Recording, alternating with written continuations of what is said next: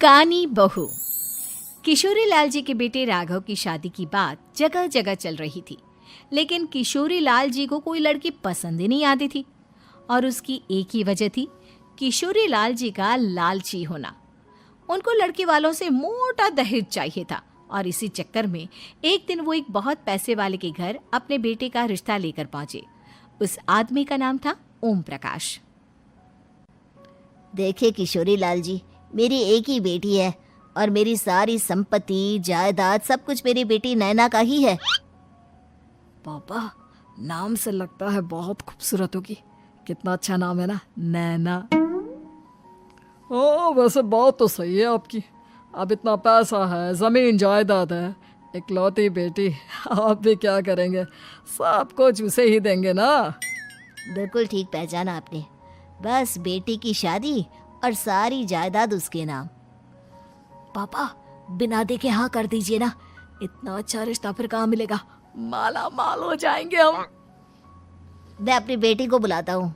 अरे नहीं नहीं नहीं नहीं, आपकी बेटी का नाम नैना है, सुनकर ही लगता है बहुत सुंदर होगी। रहने दीजिए अंकल, मैं तो आपकी बेटी के नाम से ही इतना खुश हो गया हूँ कि उसे बिना देखे शादी करने को तैयार हूँ। अब तो मैं उसका चेहरा सीधे शादी के बाद ही देखूंगा। और इस तरह राघव नैना का चेहरा नहीं देखता और उससे शादी कर लेता है। शादी के बाद अपनी सुहाग रात पर जब राघव नैना का घूंघट उठाकर देखता है तो नैना की आंखें बंद थी। कितनी खूबसूरत हो तुम नैना, जरा अपनी आंखें खोलकर मेरी तरफ देखो तो सही। नहीं, मुझे शर्म आती है। अरे, मैंने तुम्हें शादी से पहले भी नहीं देखा, और अब अगर तुम आंखें खोलकर मुझे देखोगी भी नहीं तो मुझे अच्छा कैसे लगेगा? इससे पहले कि नैना अपनी आंखें खोलकर राघव की तरफ देखती, अचानक से लाइट चली गई और राघव नैना को पूरी तरह से देख भी नहीं पाया। अगली सुबह नैना राघव के लिए नाश्ता बनाकर लेकर आई। अरे ये क्या, आधा पराठा सीका हुआ है और आधा बिल्कुल कच्चा। ये तुमने क्या किया नैना? बहू, तुमने क्या आधा पराठा तवे से नीचे लटका कर रखा था, जो आधा सिका है और आधा कच्चा? मुझे जितना दिखेगा उतना ही तो सीखूंगी ना पापा जी। जहाँ जहाँ मुझे नजर आ रहा था वहाँ मैंने सीख लिया, जहाँ जहाँ नहीं दिखा वहाँ कच्चा रह गया होगा। इसका क्या मतलब है? ये कैसा मजाक कर रही है तुम? अरे बहू, तुमने इतना लंबा घूंघट क्यों लगाया हुआ है? देखो, हमारे घर में बहुओं को बेटी की तरह रखा जाता है, और फिर तुम तो इतना सारा माल लेकर आई हो। देखो, ये घूंघट डालकर रखने की कोई ज़रूरत नहीं है। हाँ नैना, पापा जी ठीक कह रहे हैं, तुम तो आराम से रहो, अपना ही घर समझो। नैना अचानक से अपना घूंघट उठा लेती है। अरे ये क्या पापा, नैना की तो एक आंख फूटी हुई है। नाम से नैना, लेकिन ये तो कानी बहू निकली। मेरे साथ धोखा हुआ है, धोखा। बिना दिखाए अपनी कानी लड़की मेरे संग ब्याह दी। मुझे कानी बीवी नहीं चाहिए। मुझे अभी ओम प्रकाश जी से बात करनी पड़ेगी। आखिर उन्होंने मेरे साथ ऐसा किया क्यों? अरे, आप लोगों ने ही तो पापा से कहा था कि आप लोग शादी से पहले मुझे देखना नहीं चाहते। अब मेरे पापा पर क्यों इल्जाम लगा रहे हैं? अरे लेकिन उन्हें बताना तो चाहिए था ना कि तुम कानी हो, एक आंख से तुम्हें दिखाई नहीं देता। किशोरी लाल और राघव नाराज होकर ओम प्रकाश को अपने घर बुलाते हैं। पापा जी, ये आपने क्या किया? शादी से पहले बताया क्यों नहीं कि नैना की आंखों में परेशानी है? अरे, आप ही ने तो लड़की देखने से मना कर दिया था।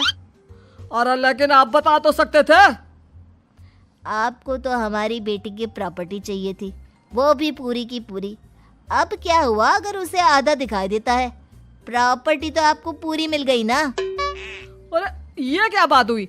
मेरी शादी प्रॉपर्टी से नहीं, आपकी बेटी से हुई है। अब ये तो पहले सोचना चाहिए था, तब तो मेरी प्रॉपर्टी देखकर तुम्हारी जुबान लप लपा रही थी।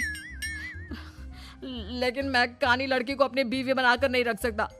पापा, कुछ करिए ना आप। हाँ, करता हूँ। देखिए ओम प्रकाश जी, आप हमारे साथ ऐसा नहीं कर सकते। और तुम देखो, अगर तुमने मेरी बेटी से शादी तोड़ी ना, तो जो भी प्रॉपर्टी मैंने तुम्हें दी है वो तो पूरी की पूरी वापस ले ही लूँगा, और आधी प्रॉपर्टी तुम्हारी भी लूँगा। अरे मेरी आधी प्रॉपर्टी भला क्यों लेंगे आप?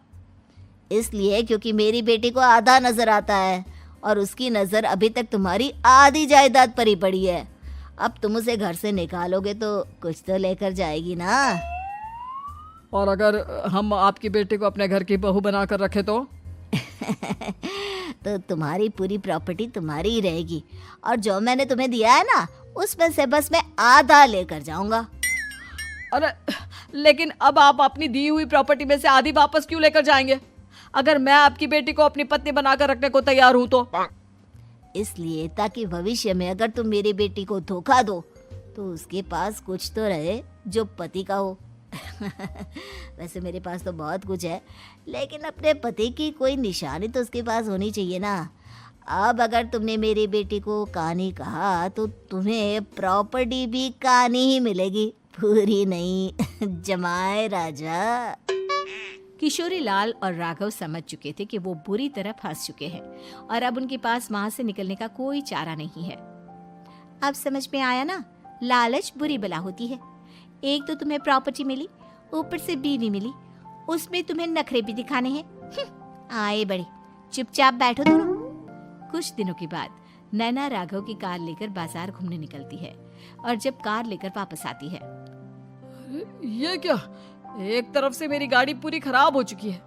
लगता है तुमने मेरी गाड़ी को किसी दूसरी गाड़ी के साथ एक्सीडेंट किया है। अरे अरे कितना बड़ा नुकसान कर दिया तुमने बहू। वो क्या है ना पापा जी, मुझे एक आंख से दिखाई नहीं दे रहा था, सामने से गाड़ी आ रही थी।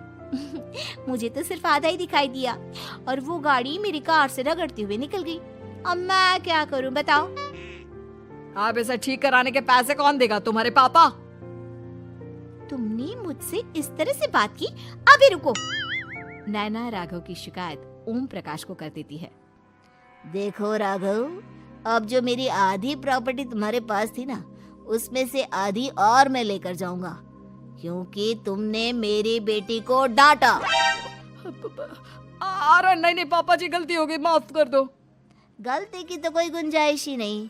अगली बार मेरी बेटी को डांटा तो बची हुई आधी में से आधी और ले जाऊंगा। लालच के चक्कर में हम दोनों ने बहुत बड़ी गलती कर दी बेटा। एक तो तुम्हें कानी बहू मिली और ऊपर से जो माल मिला वो भी काना।